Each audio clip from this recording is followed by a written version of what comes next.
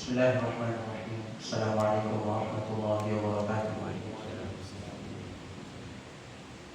Innal hamdalillah nahmaduhu wa nasta'inuhu wa nastaghfiruh wa na'udzu billahi ta'ala min shururi anfusina wa sayyiati a'malina.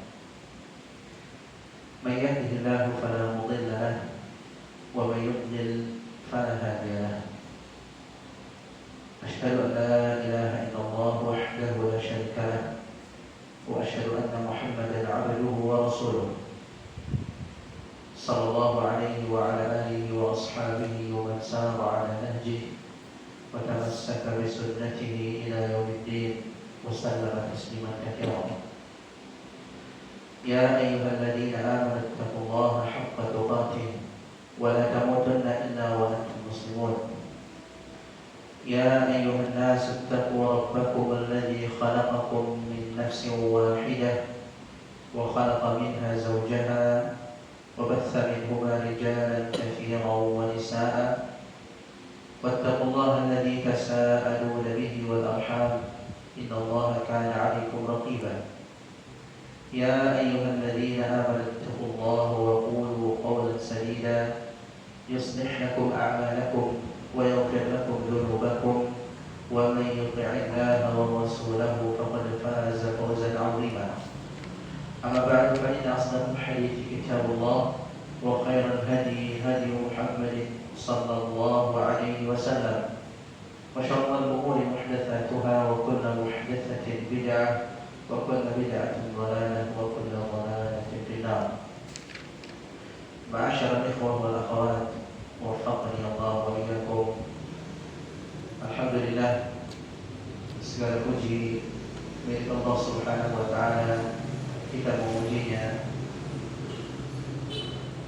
bersyukur atas nikmat-nikmatnya, baik nikmat yang Allah Subhanahu wa taala berikan kepada kita yang kita sadari, atau nikmat yang Allah Subhanahu wa taala berikan kepada kita tanpa kita tahu itu nikmat dari Allah Subhanahu wa taala. Nikmat yang zahir atau nikmat yang batin. Kita bersyukur kepada Allah Subhanahu wa taala atas nikmat-nikmat tersebut. Salawat serta salam semoga selalu tercurahkan untuk Nabi kita Muhammad sallallahu alaihi wasallam, keluarganya, para sahabatnya, dan orang-orang yang mengikuti beliau dengan baik hingga hari berjumpa dengan Allah Subhanahu wa taala. Ikhwah dan akhwat yang semoga dirahmati Allah. Insyaallah taala pada malam hari ini kita akan masuk ke hadis yang ke-32. Hadis yang diriwayatkan oleh Imam Al-Bukhari dan Imam Muslim dari sahabat yang mulia Abdullah bin Umar radhiyallahu taala anhuma. Beliau mengatakan Rasulullah sallallahu alaihi wasallam bersabda, ayyuma rajulin qala li akhihi ya kafir faqad ba'a biha ahaduhuma.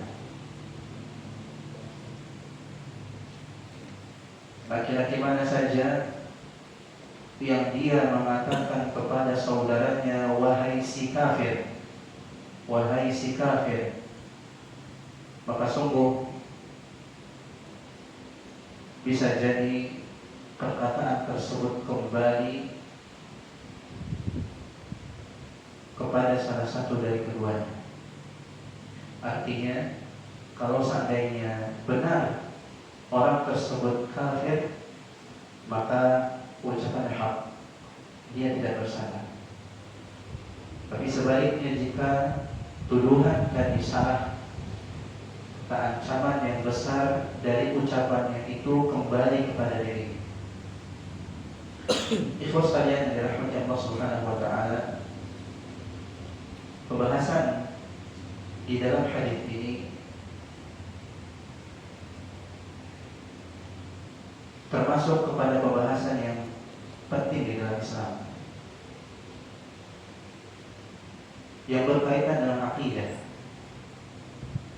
yang patut untuk semua kita pahami.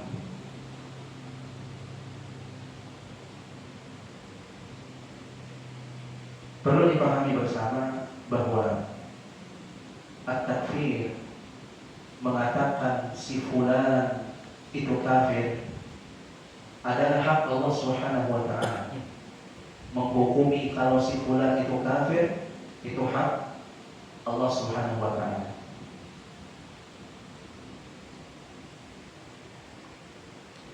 Dan yang namanya takfir, sebagaimana dijelaskan oleh para ulama, itu dibagi kepada dua jenis.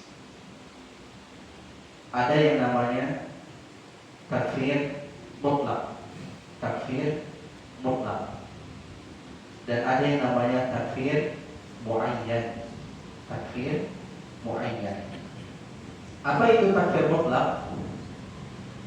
Takfir mutlak adalah menjatuhkan vonis kekufuran kepada suatu keyakinan atau ucapan atau perbuatan yang itu merupakan pembatal keislaman. Jadi kafir mutlak adalah memvonis kufur sebuah keyakinan.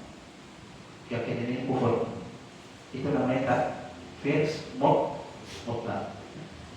Atau memvonis kufur ucapan. Ucapan ini ucapan yang kufur. Atau memvonis kufur sebuah perbuatan. Perbuatan ini perbuatan yang kufur. Yang kalau dikembalikan, kenapa dikatakan kufur? Keyakinan tadi, perbuatan tadi, atau perkataan tadi masuk kepada salah satu dari pembatal-pembatal keislaman. Makanya dikatakan apa? Ini perbuatan, ini keyakinan, ini ucapan adalah kufur.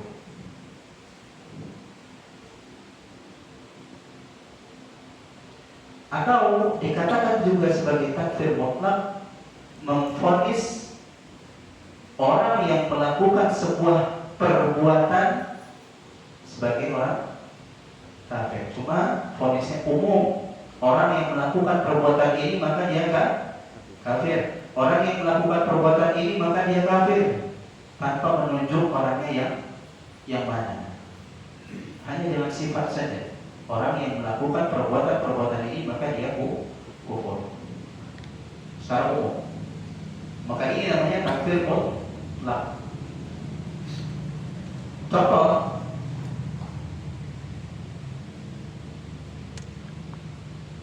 memvonis kekufuran pada perbuatan seperti mengatakan menyembah berhala, sujud kepada berhala, itu apa? Kekufuran. Ini perbuatan. Atau keyakinan. Orang yang membenci atau membenci syariat Allah Subhanahu wa taala adalah kekufuran. Membenci sunnah Nabi sallallahu alaihi wasallam adalah kekufuran. Ini jatuh kepada apa? Keyakinan. Atau orang yang meyakini syariat Allah Subhanahu wa taala itu apa? Kurang atau tidak sempurna, maka ini juga sebuah kekufuran. Keyakinan dan ucapan tergabung di sana. Atau kepada orang secara umum, seperti apa? Barang siapa yang meyakini bahwa salat yang 5 waktu itu tidak wajib, maka dia kafir. Siapapun yang meyakini salat yang 5 waktu itu tidak wajib, maka dia kafir. Atau siapapun yang meyakini bahwa zina itu tidak halal, maka dia kafir. Ini umum. Kita tidak mengatakan si fulan, kita tidak mengatakan si alan dan seterusnya. Tapi siapapun orangnya yang memiliki keyakinan tadi, maka dia kufur. Ini namanya kafir mutlak. Ini namanya kafir mutlak. Yang kedua, tadi kita sebutkan ada namanya kafir muayyan. Kafir muayyan, yaitu kafir muayyan adalah apa? Menjatuhkan vonis kufur kepada perorangan, kepada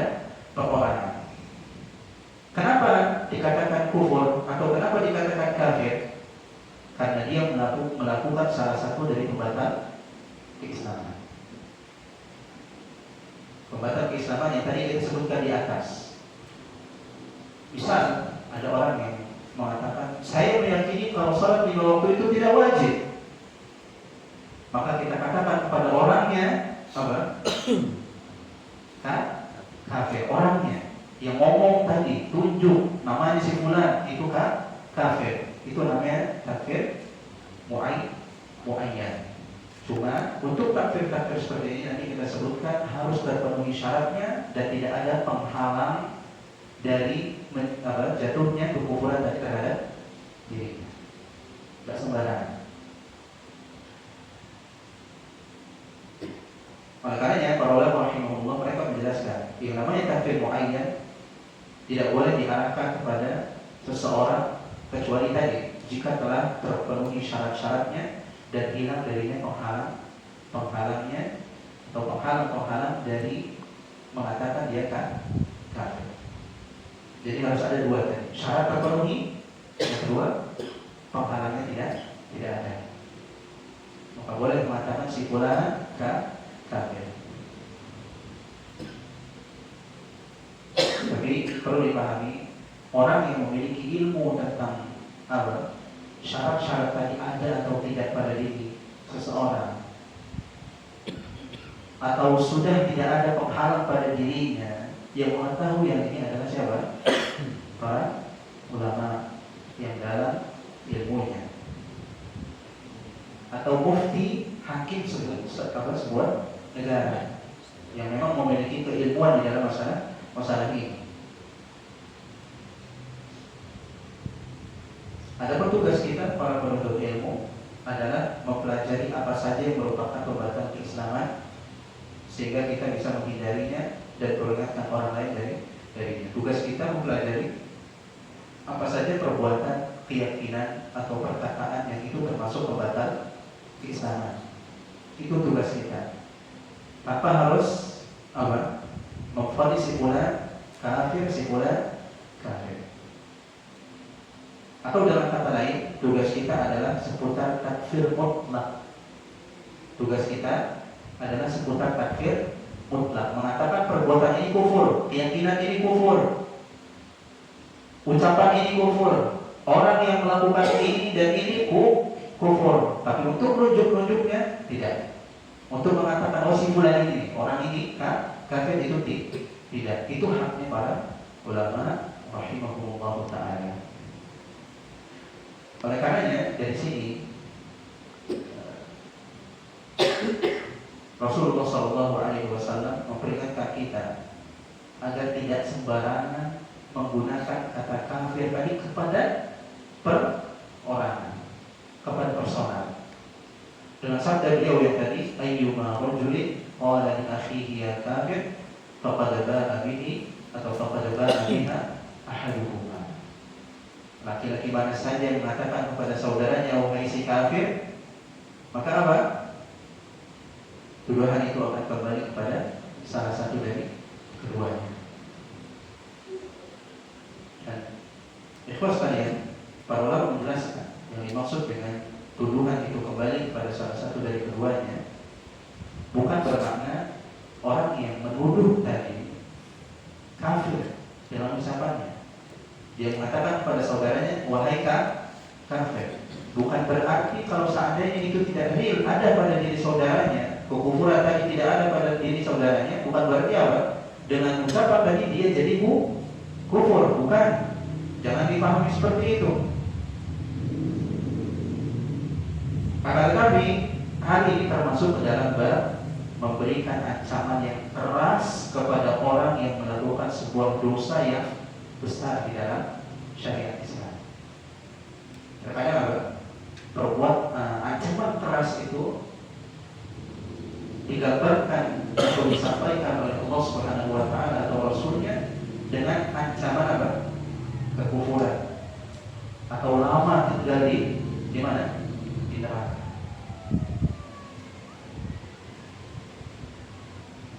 Seperti misalnya orang yang membunuh seorang muslim, apa ancaman Allah Subhanahu wa taala atas dirinya? Wa may yaqtul mu'minan muta'ammidan fajazaohu jahannam khalidan fiha wa ghadiballahu alaihi wa la'anahu dan seterusnya. Barang siapa yang membunuh seorang mukmin dengan sengaja, maka balasannya, hukumannya dari Allah Subhanahu wa taala adalah jahannam. Apa kata Allah? Khalidan fiha. Apa arti khalidan fiha? Kalau kita tahunya apa? Kekal di dalamnya. Dan ini yang dipahami oleh orang-orang Khawarij. Makanya mereka memiliki sebuah kesimpulan di dalam keyakinan mereka bahwa orang yang melakukan dosa besar maka telah kafir, keluar dari Islam melalui ayat ini. Membunuh itu dosa besar dan dinyatakan oleh Allah Subhanahu wa taala khalidan fiha, kata mereka. Walaupun para ulama Ahlus Sunnah wal Jamaah tidak memahami ayat ini seperti itu. Karena dalam bahasa Arab kata khalidan atau khalid itu enggak selalu bermakna kekal. Artinya apa? Khalid atau khalidan, lamanya dia tinggal di sana. Walaupun para ulama rahimahumullah mereka banyak memaknai ayat ini. Makna khalid ada yang mengatakan lamanya tinggal, tulul mukh di dalam neraka, lamanya dia tinggal di dalam neraka. Ada yang mengatakan sebagaimana adanya. Khalidan fiha maksudnya apa? Kekal di dalam neraka. Cuma ingat, ancaman-ancaman yang diberikan kepada orang muslim, entah itu dalam neraka atau kekal di dalam neraka, itu belum tentu dijatuhkan kepada orang tersebut. Karena boleh jadi apa? Sebelum wafatnya dia bertobat, Allah ampuni dosanya. Boleh jadi apa? Ada di sana mawali. Dan ini disebutkan oleh para ulama rahimahullah ketika memberikan penjelasan pemahaman Ahlus Sunnah wal Jamaah dengan pemahaman orang-orang Khawarij di dalam ayat tadi. Katakanlah khalidan fiha, kekal di sana. Tapi ingat, ada di sana apa? Syarat-syarat yang harus dipenuhi dan apa? Mawani, penghalang harus dihilangkan. Sehingga boleh dikatakan apa? Atau benar untuk mereka kekal di sana. Tidak seperti yang dikatakan oleh orang Khawarij, kekal di dalamnya. Maksudnya apa? Mereka telah kafir. Tidak ada para ulama Ahlus Sunnah wal Jamaah yang mengatakan demikian. Maksud dari khalidan fiha, kekal di sana, oh berarti mereka sudah kafir. Tidak. Makanya dikatakan ini termasuk bab wa'i, bab ancaman yang keras atas orang yang melakukan dosa yang besar di dalam Islam. Bisa dipahami? Makanya apa? Nabi SAW sabdanya tadi, ayyuma rajulin qala li akhihi ya kafir faqad ba'a biha ahaduhum. Laki-laki manapun yang mengatakan kepada saudaranya wahai si kafir, boleh jadi ucapan tadi kembali kepada salah satu dari keduanya. Kalau kepada orang yang dituduh berarti tidak ada masalah, benar ucapannya. Tapi kalau seandainya tidak ada kekufuran tersebut pada yang dituduh, maka dia terancam. Karena apa? Salah dalam menggunakan lisannya, mengatakan sesuatu yang itu bukan haknya, mengatakan sesuatu yang bukan haknya. Adapun ikhwas sekalian, jika orang-orang yang kita kafirkan itu adalah orang yang sudah Allah Subhanahu wa taala tegaskan di dalam dalil syar'i tentang kekufuran mereka, maka kita pastikan tentang kekufuran mereka. Seperti misalkan siapa? Fir'aun, Abu Jahal, Abu Lahab, zalim, dan yang lainnya. Karena memang mereka sudah ditetapkan kufur atau ditetapkan kafir oleh Allah Subhanahu wa taala. Maka kita tetapkan juga bahwa mereka yang disebut tadi kufur. Jangan memberikan alasan apa? Oh, boleh jadi apa? Mereka Allah ampuni, boleh jadi itu bahasanya. Mungkin apa? Ada di sana syarat-syarat yang tidak terpenuhi dan seterusnya tidak. Alasan tadi tidak digunakan di dalam hal itu karena Allah Subhanahu wa taala mengatakan mereka kan kafir. Sudah dipastikan, sudah ketuk palu, sudah ditetapkan bahwa mereka orang-orang kafir, maka kita tetapkan juga apa yang Allah Subhanahu wa taala dan Rasulnya tetapkan. Nah, ikhwas sekalian yang dirahmati Allah Subhanahu wa taala, Syekh Abdul Aziz As-Sahhan rahimahullah taala membawakan beberapa faedah terkait dengan hadis ini. Ada yang tadi kita sebutkan itu terkait pemahaman kita terkait dengan hadis dan inti yang harus dipahami sebelum masuk ke poin-poin yang lain. Kalau masalah kekafiran atau masalah takfir itu dibagi dua oleh para ulama rahimahumullah. Ada yang sifatnya takfir mutlak harus dipahami supaya tidak salah. Ada yang sifatnya takfir muayyan. Kalau ini tidak dipahami, dicampur jadi satu, kita akan jadi seperti orang khawarij. Yakinlah. Karena umuman bid'ah yang terjadi di tengah-tengah ahli bid'ah itu karena tidak membedakan sesuatu yang berbeda, tidak membedakan dua hal yang berbeda, atau tidak menyamakan dua hal yang sama. Umumnya seperti itu. Takfir muayyan dengan takfir mutlak itu sesuatu yang berbeda, maka harus dibedakan hukumnya. Kalau ini disatukan akan jatuh seorang kepada kebid'ahan seperti yang terjadi pada orang-orang khawarij. Mereka tidak membedakan hati, mereka menyatukan semuanya. Pokoknya udah melakukan hal ini ya harus dia kafirkan. Melakukan dosa-dosa seperti ini maka harus dikafirkan. Kalau kita enggak, kita kafirkan perbuatan-perbuatan tadi, ucapan-ucapan tadi, keyakinan-keyakinan tadi, orangnya secara umum, iya. Tapi untuk perorangan, simpulan tidak sampai benar-benar jelas syaratnya terpenuhi, kemudian apa? Tidak ada apa? Penghalang. Nah, susah untuk sampai kepada hal itu. Makanya Allah Subhanahu wa taala ketika menyebutkan tentang apa? Dosa orang yang bunuh tadi, Allah Subhanahu wa taala tidak menggunakan kata apa? Abada. Khalidan fiha. Enggak Allah katakan abada selama-lamanya, enggak. Untuk menunjukkan apa?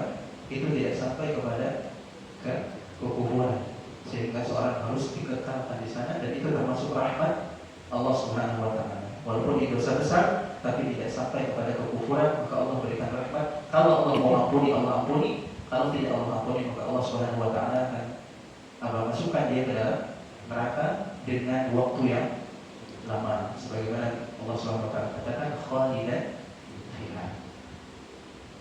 Ikhwas sekalian yang dirahmati Allah Subhanahu wa taala, Syekh membawakan beberapa faedah. Yang pertama, tahdhibus syari'i bi jarihatil lisan.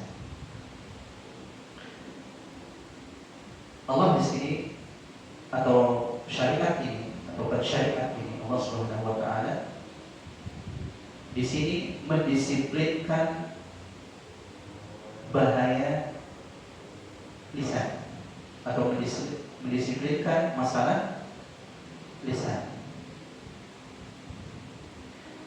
Karena ikhwas sekalian yang dirahmati Allah, lisan, dengan lisan ini terkadang seseorang itu masuk dalam Islam. Dengan lisan dia bisa mengucapkan kalimat syahadat, masuk Islam. Baik atau enggak? Baik atau enggak? Baik. Terkadang dengan lisan ini seorang bisa masuk dalam surga, sudah dipastikan tempatnya di mana? Di surga. Dengan lisan ini juga terkadang seseorang Allah Subhanahu wa taala masukkan ke dalam neraka sejauh antara timur dan barat dalamnya. Dengan sebab apa? Lisan. Oleh karenanya Nabi sallallahu alaihi wasallam mengatakan dalam hadis yang sahih, "Man kana yu'minu billahi wal yawmil akhir falyaqul khairan aw liyasmut."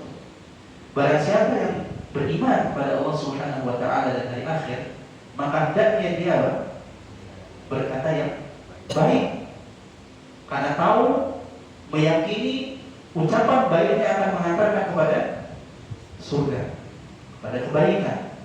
Katakan yang baik. Aulia sebut atau diam. Kenapa? Karena yakin ucapan buruknya akan dicatat oleh Allah Subhanahu wa taala dan akan apa? Dibalas. Dan itu pasti. Karena apa? Kita beriman kepada Allah, kita beriman kepada hari akhir. Balasan dari perbuatan ucapan yang baik itu pasti, dan balasan dari ucapan yang buruk juga pasti. Orang yang beriman akan hati-hati dari ucapan. Maka Nabi Shallallahu Alaihi Wasallam memberikan irsyad, arahan, petunjuk, dia ucapan yang baik atau ikhlas saya yang dirahmati Allah Subhanahu Wa Taala. Dalam hadis yang lain, Nabi Shallallahu Alaihi Wasallam bersabda, Inna rajula la yatakallamu bil kalimah la yara biha ba'san yahwi biha 70 kharifan finnar. Sungguhnya ada laki-laki yang dia berbicara dengan sebuah pembicaraan, sebuah kalimat yang dia anggap la ba'sa bihi, enggak apa-apa. Yang dia anggap apa?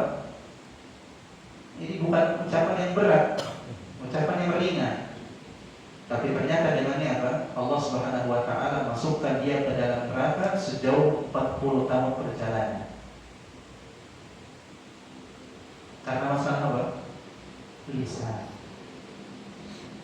Karena masalah lisan. Dalam riwayat yang lain, sungguhnya hamba benar-benar dia berbicara dengan sebuah pembicaraan ma yatabayyanu fiha. Dia tidak tabayyun.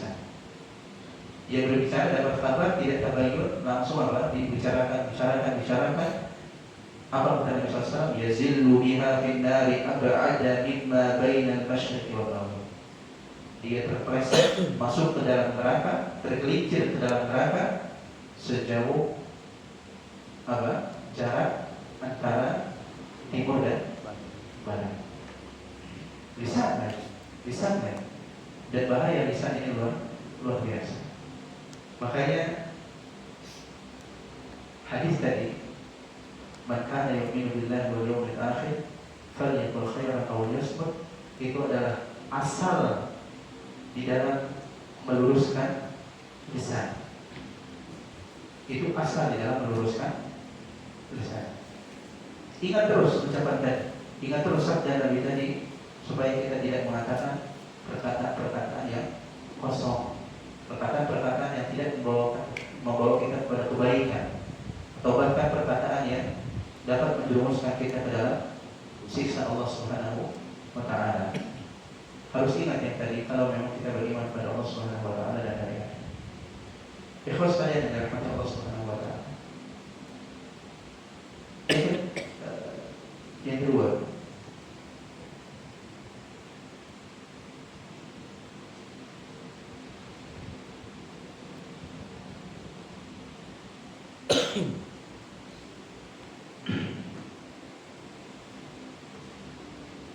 di dalam hadis ini kita diajarkan untuk mengagungkan masalah ukhuwah Islamiyah. Kita diajarkan untuk mengagungkan, menghormati masalah ukhuwah Islamiyah, persaudaraan di dalam Islam.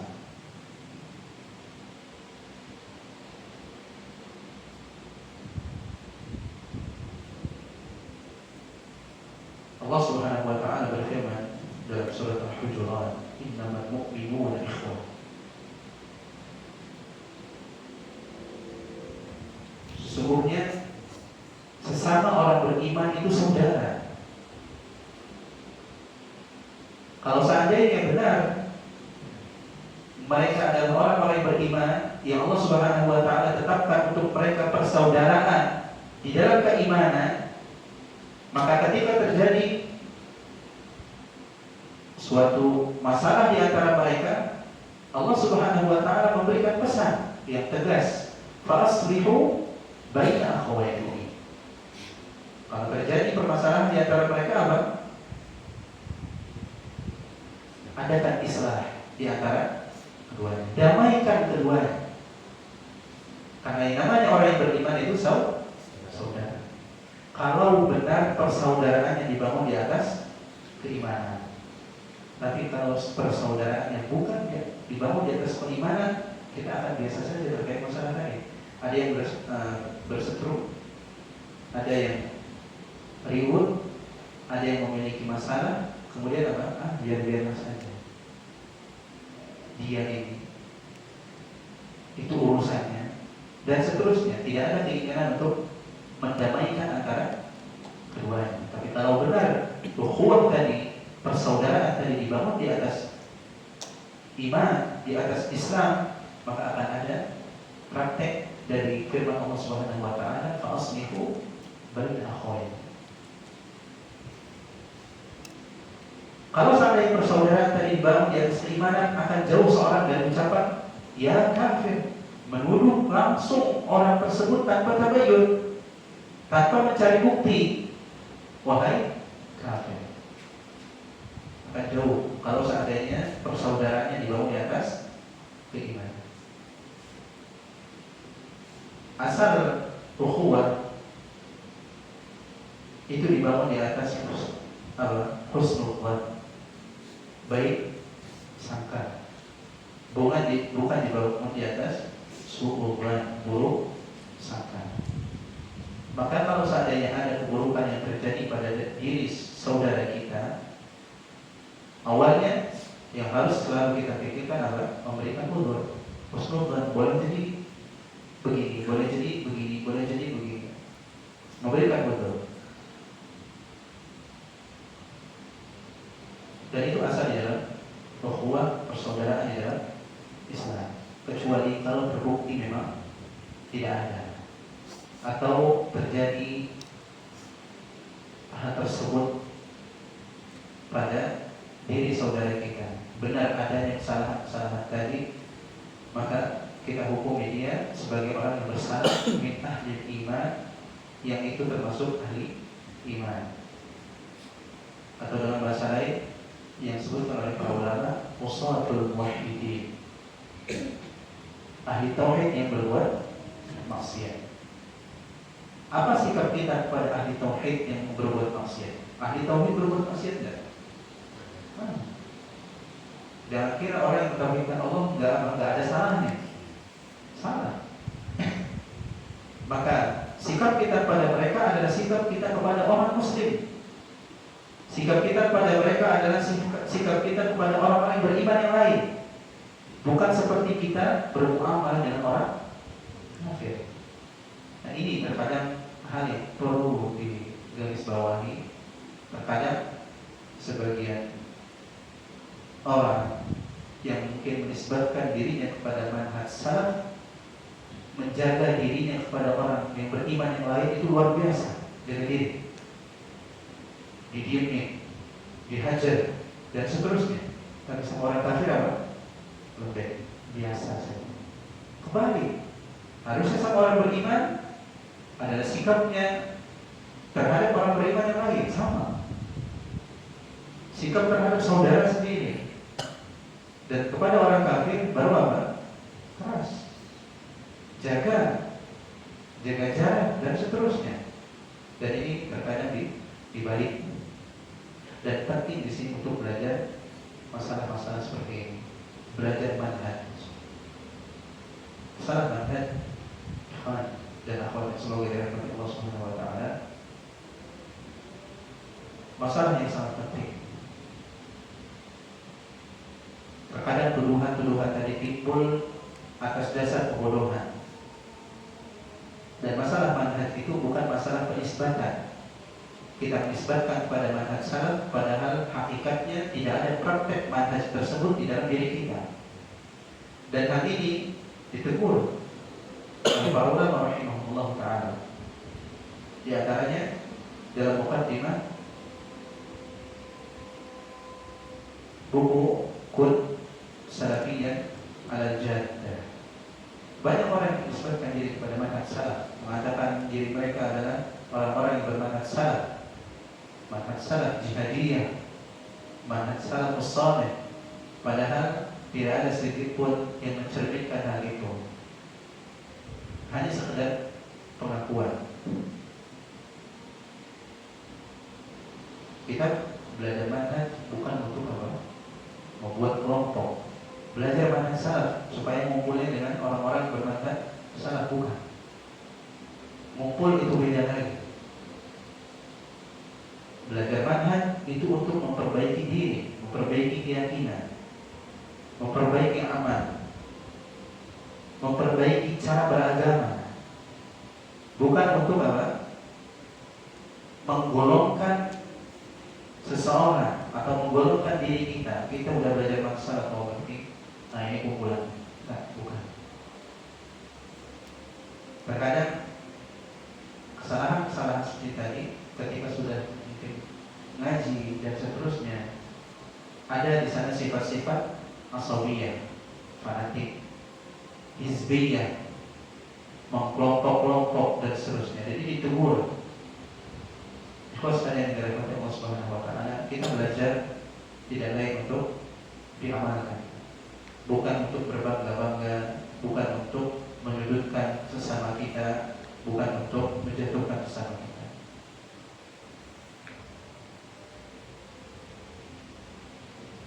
Ahlus sunnah terhadap ahlus sunnah itu saling menyayangi. Kalau seandainya belajar yang benar, itu akan terlihat pada muamalahnya. Tapi kalau seandainya tidak, akan terbedakan. Ketika dirinya melihat bahwa dirinya ahlus sunnah, kemudian yang lain, oh ini ada kekeliruan, ada catatan dan seterusnya, dikucilkan, dijauhi dan seterusnya.